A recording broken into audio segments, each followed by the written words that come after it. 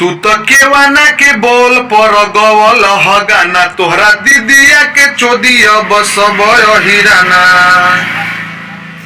तू तो केवाना के बोल पर गवल हगाना तोहरा दीदिया के चोदिया बस हिराना।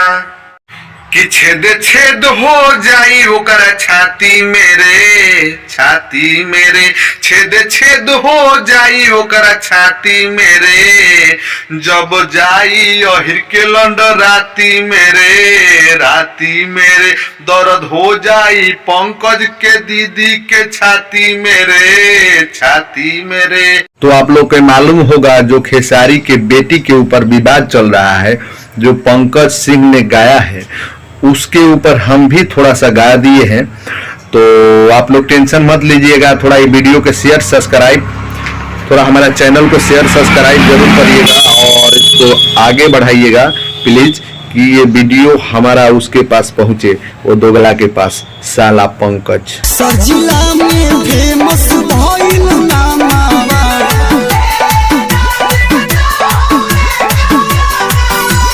टारगेट बचल हवलस पुलिस थाना।